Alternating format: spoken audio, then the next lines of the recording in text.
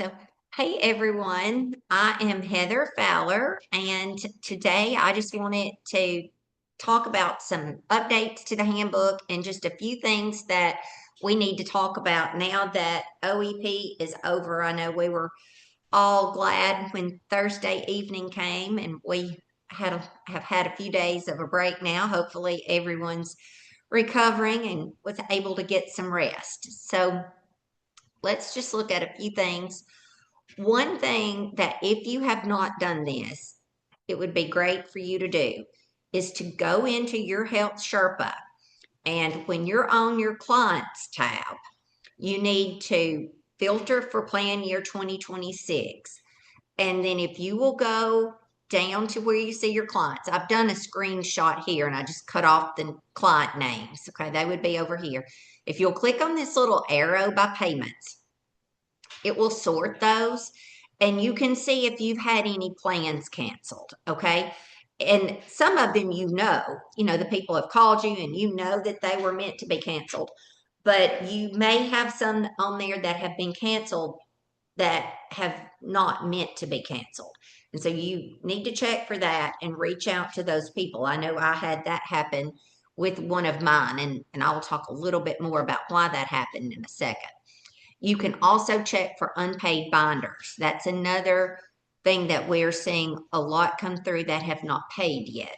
So if it is for a 1/1 effective date and it's still showing unpaid, then you need to reach out to that client and see if they have, indeed not paid and if there's a problem. The payment phone number for Blue Cross is down here at the bottom. I have found that sometimes when people try to make that payment through the link that is sent out from Health Sherpa, that there's some problems with that sometimes. So they may need to call, that client may need to call the Blue Cross payment phone number and find out for sure if they are showing a payment or not. And then I also put Robin Brooks' email down here.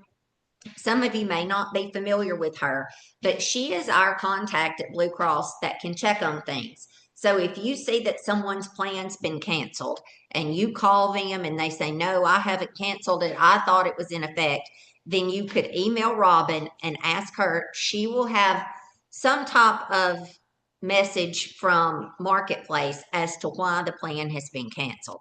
So she could maybe point you in the right direction there. So those are just some things you need to check for.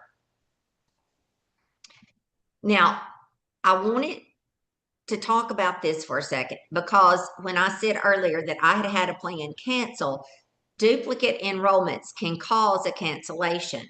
And so what had happened in my case, the girl had a plan in her maiden name. And then when I talked to her, she gave me her married name. So when I searched the marketplace for her, no plans came up because it was under, I was putting in her married name. So actually, her plan got marked as fraud. I saw that it had come up as canceled. So I called her. Of course, she had not meant to cancel it. I emailed Robin. Robin called and said, well, it's been marked as fraud. Well, of course, we were able to call Marketplace and explain that this was unintentional, that she had gotten married, had a different last name. But what had happened is she had been enrolled in a United Healthcare plan under her maiden name. And so when I did the Blue Cross application and I did it under her married name, well, that was flagged as fraud. And so the Blue Cross plan got canceled. Thankfully, we were able to get everything fixed. Her United Healthcare plan, they made it retroactive. It was canceled and the Blue Cross started 1/1. But something like that can happen very easily. And another thing that I have heard, and I didn't really quite understand this fully when I first started either, but when you search the marketplace, you're going to see something like this come up, and I blacked out the ID numbers, but you'll see, like plan year 25, 26, and then over here, if it says enrolled, you need to work, not so much now, it's not going to be as big of a deal as it was during open enrollment, but if there is already an active application, you don't need to make a new one. I know some people have said to me, well, I thought I needed to make a new one because that application was for United Healthcare or Ambetter. but you don't need to make a new application because that can cause a problem, okay? It can cause a dual enrollment, it can cause cancellations. So if you see that there is already an active application, then just add them to your clients, to your dashboard, and then go into that application and update it. Okay, you don't want to make a new application if they've already got one that's active. Think about it like this application that you're filling out is not just for Blue Cross or not just for United Healthcare. It's an application to see if the person will, be eligible to enroll in a marketplace plan and be eligible for a tax credit. So just be aware of that. I think there's been some confusion about that maybe. So, and Lisa, if there's any questions come up in the chat, will you let me know? I can't see it. I don't think. I will. Okay. All right. So what we have done, we've been working on this, Lee and Erica and I, last week. When you go into your commission portal now, and here's a link to it, and I'll send out these slides and I'll send that commission portal link in the email too, if you're not sure about how to get there. But what we have done now is when you go to your commission portal link, it's going to look like this. And you're going to be able to see if the plan has been canceled, and if so, why was it canceled? So like this person, they changed plans. Maybe they moved down from the select silver to the bronze plan. So I could go up and find their name or, download this sheet and I can find their name and see that they are still enrolled. So don't let that scare you to death when you pull that up and you see a lot of canceled plans. If people changed plans, it's going to show up as canceled, but then you should see their active plan as well. But you can download this into an Excel spreadsheet. And I went through, I had 31 people showing up as still having a balance. But then when I went to my Health Sherpa dashboard, actually 30 of them have paid now. A lot of the people were people that auto renewed. And so their plan, their 2026 plan, if they auto renewed, that's not going to show up on your Health Sherpa dashboard. What you'll have to do is maybe click on their 2025 plan. And then up at the top, there will be a place where you can search for other applications. And then you can find their 2026 application and add it to your dashboard. And then you'll be able to see if they've paid or not.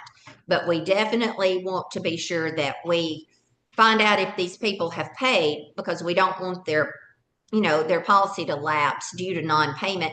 A lot of the people may have had a zero premium in the past and they don't know they owe something now if they auto renewed and you didn't talk to them. So, today or tomorrow, as quick as you can, try to check that and reach out to those people if they do have that AR balance. We want to make sure those get paid. All right, so that was all I had about that stuff. If anybody has any questions, just put it in the chat or come off mute and ask me. All right, so the next thing that I wanted to shift gears just a little bit, this email came out last week, and I think Eric Smith shared it in our group meet, and I was glad he did, but I did want to point out these were just confirming some things that we've already talked about in previous webinars. But beginning for plan year 2026, there's not going to be any repayment caps. So if someone underestimates their income, they will owe back the entire excess amount that they should not have received, that they were not eligible for. And if someone goes over that 400% of the FPL, then they will owe back the entire tax credit because they were not eligible for any of it. So keep that in mind. I think everybody's probably aware of that by now, but I wanted to point that out. And so, now I did get some questions last time.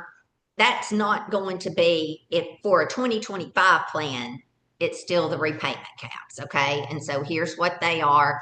So that's not going, this non-repayment cap is not going to affect people until they file their taxes for 2026, which, would actually be like in the early part of 2027. When they file their taxes here in the next few weeks or months for 2025, there will still be repayment caps in effect, okay? So I'd had some questions about that. And then we get, this question is comes up a lot. This was also in the email from healthcare.gov. And if someone estimates their income to be above 100% of the FPL, and they do that in good faith, and then they fail to earn that much, they fall below the 100%, they will not have to pay back the premium tax credit. And so that's just, this was just good information to have. And I thought this was interesting because, we keep saying in good faith, but they also use this word intentional disregard for the fact. So if someone, estimates their income, if you talk to someone and they say their income is going to be above that 100%, but they know that that information's inaccurate, or they make little or no effort to determine whether the information they provide is going to be accurate, then that is, considered intentional disregard. And there could possibly be some type of repercussion. So you do want to encourage people to make a good faith estimate and to not just intentionally, with reckless disregard, make that prediction just to get the tax credit. So here is a chart, a link to the federal poverty level chart. If you're not sure what I'm talking about when I say the 100% of the FPL or 400% of the FPL, that's the federal poverty level chart. So when I send out these slides, there's a link to that if you don't have that information. And then here's a link to just some other frequently asked questions that might be helpful for you. All right, and then the main thing I wanted to talk about today is that I did go in, I finally had a chance to go in and update Chapter 5 of the ACA Handbook, and I will send out this updated version today. So I'm not going to read all of this to you, but I get a whole lot of questions about Blue Cross information. So I want you to be aware that this Chapter 5 of the handbook could be very helpful to you if you have questions about Blue Cross information. So in Chapter 5, here you would see a marketplace brochure. It's got some good information in it. And then, of course, we have our 4 metal tiers for Blue Cross. It's gold, silver, bronze, and catastrophic. Now, when you do a quote for someone, you'll see the amount of premium tax credit they would get every month. And then if you see that they're eligible for cost share reduction, that is only going to apply to a silver plan. And so most of the time that's going to be the best plan for them, because it's going to have lower deductibles and lower copays, lower max out of pockets. But that they may still have a premium. And I do have people sometimes that, even though they are eligible for cost share reductions, they still can't afford the premium, and they move down to a bronze plan with the cheaper premium. But most of the time, those silver plans are going to be the best choice if the premium is affordable for the individual. Okay, and then the next part in the handbook, I updated to show that now we have kind of basically 3 types of plans. We have our PPO plans, and then the new statewide EPO plans, and then the EPO plans that are, in the 7 counties around Birmingham. And so in the handbook, I just explain about those networks, what doctor has to be in the network. So if you're in the Birmingham area and you want to learn more about those EPO plans and what doctors take that, you need to look in the handbook and read this information. Okay, and then the PPO plans. I still get a whole lot of questions about which ones require, a select primary care physician. And so this information is now in the handbook, and you can just read it for yourself. You see that it's the select and the standardized plans, the Blue Saver Silver. Those are all going to require primary care select physician, and the statewide plans are too, and that's on the next slide. And so these are the statewide plans. They will require that primary care select physician be designated. And the plan's not going to pay anything unless somebody has that primary care doctor designated, and we can help with that. And I have information about that on coming up in a few slides. But if you missed the webinar about the EPO plans, there's a link in that chapter 5, right under the statewide EPO information. There's a link there. And one way that I kind of have remembered which plans require the primary care select designation is I think of it like this: for gold and silver, if the client values being able to pick any doctor they want to see and they value not having to get a referral, then the value plan would be the one you should put them in. Okay, because in the gold and silver, the standardized and select and the statewide plans are all going to require that designation. It would only be the value plans that they could use. And there is going to be a higher copay if they choose that value plan. And that will be on the far right-hand side of the summary of benefits. So make sure your client is aware that they only get that discounted copay if they do have a primary care select physician and they get a referral. But if they value not having to have that, then they can get a value plan and just pay the higher copay. Now for the bronze, only the standardized in the bronze level, only the standardized requires that primary care select physician. But read through this information, and if you have any questions, feel free to reach out to me about it. Hey, Heather. Yeah. So Alicia said for her, it is easier to remember that all require it except for Saver Bronze, HSA Bronze, Value Silver, and Value Gold. That's right. There's only 4 that doesn't.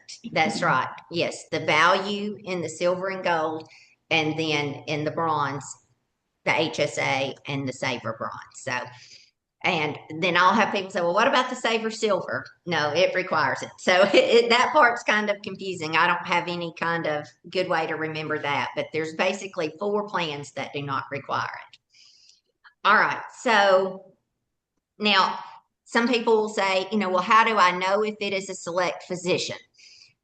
I would not recommend using that provider lookup tool on Health Sherpa. I mean, it would help you know if it's a select physician, but you're just not going to always get the most accurate information from that. And I believe it's this video here, maybe. No, there's a video linked in here where I give an example and I show why that doesn't work.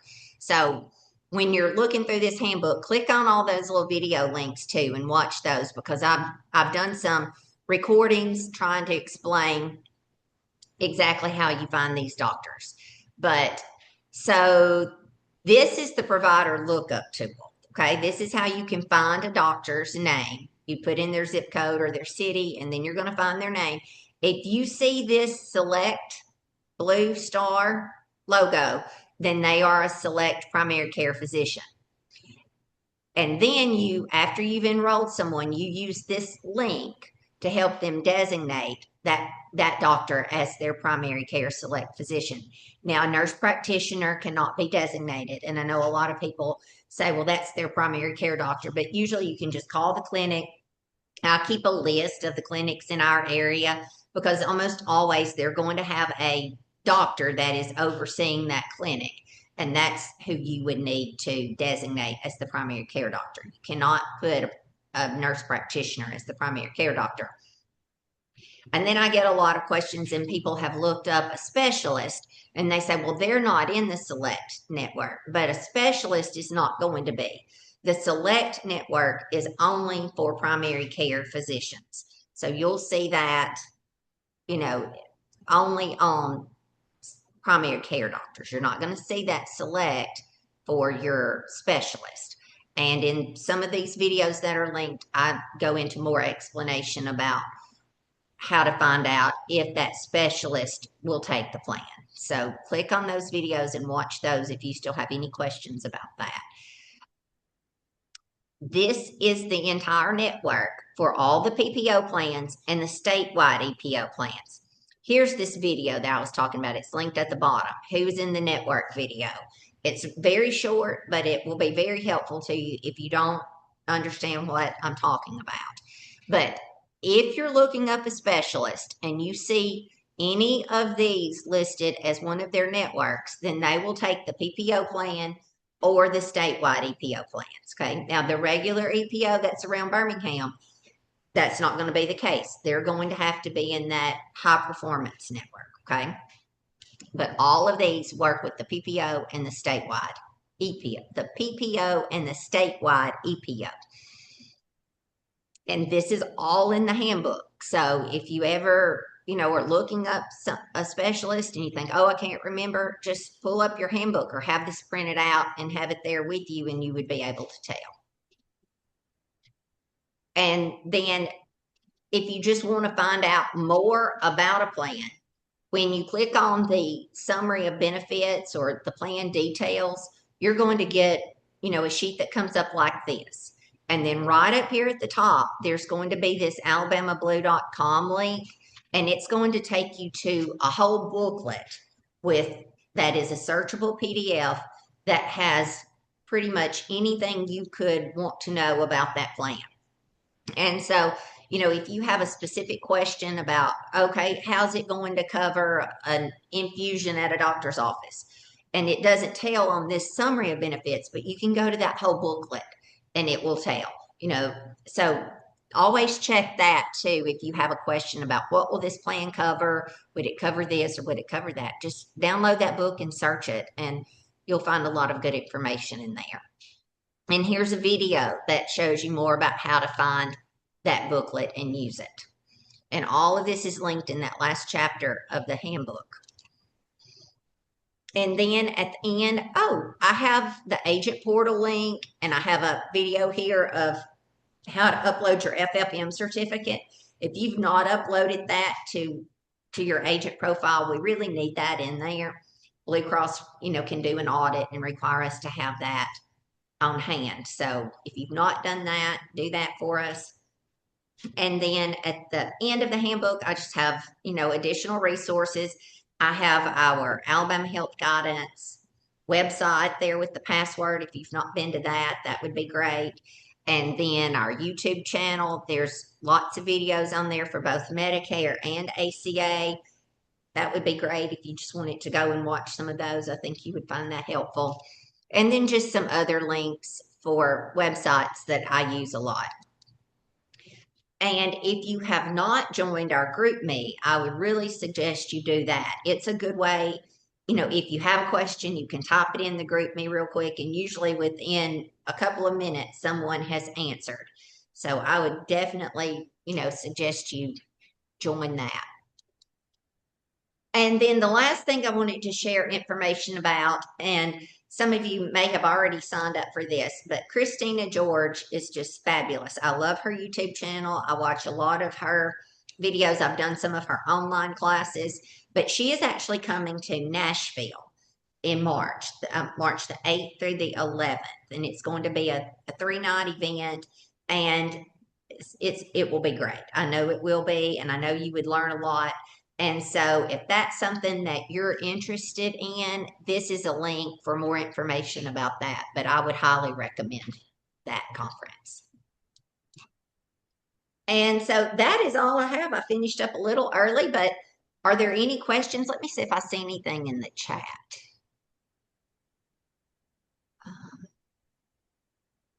Oh, the grace period for January.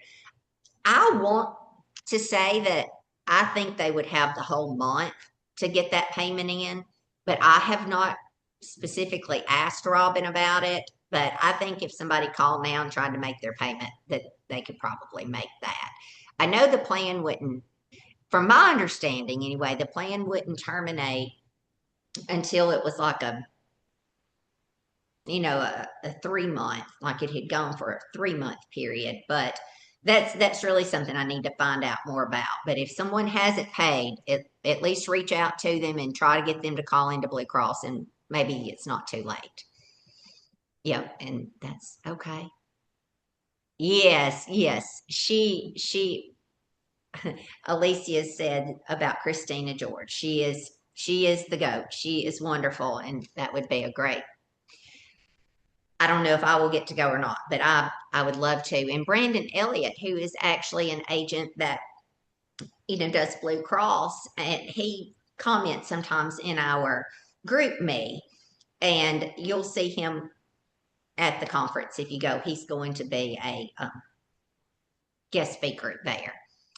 All right, and Hey, Miss Heather, yes. did you say that the booklet would be emailed or we'll find it on the on marketplace? Okay, the ACA handbook. Handbook, yes, ma'am. Yes, I am going to, when I send out the recording of this webinar, I will send out the updated ACA Okay, handbook with that. And sounds I will also find out from Robin, I will try to find out more about that grace period. And I will include some information about that when I send out the email as well. I had meant to find out more about that. sounds good.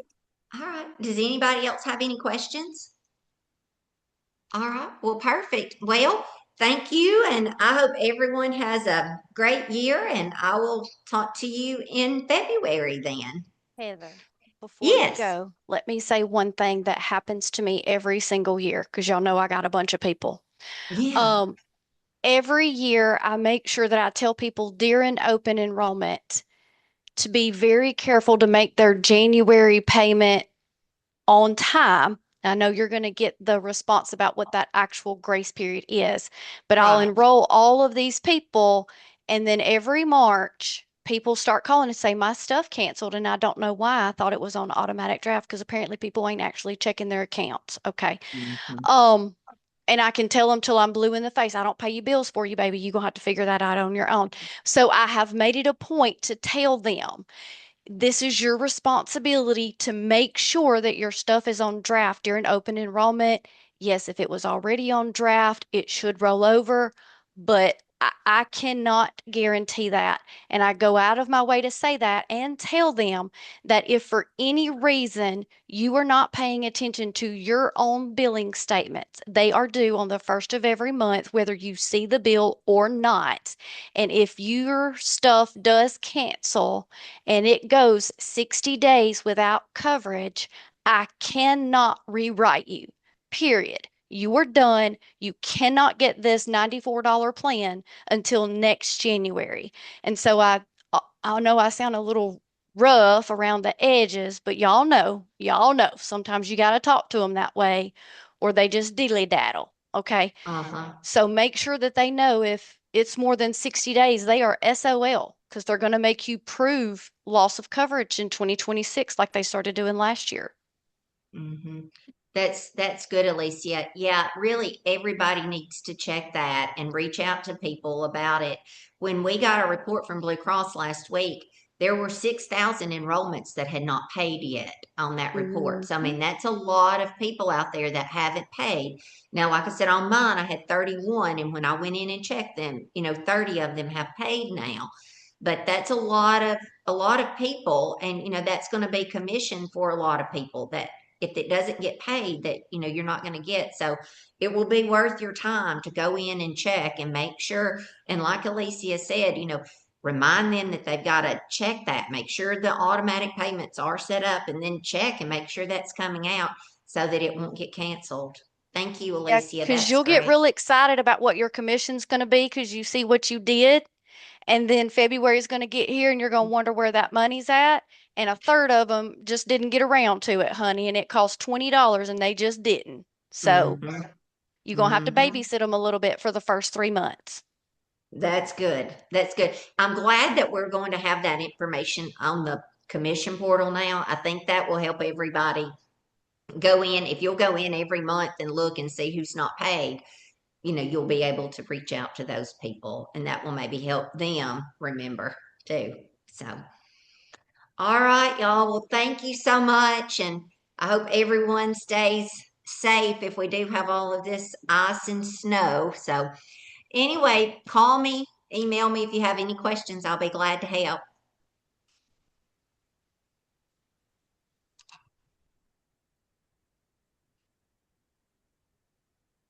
Thank you, Heather. Thanks. Y'all have a good day. You too.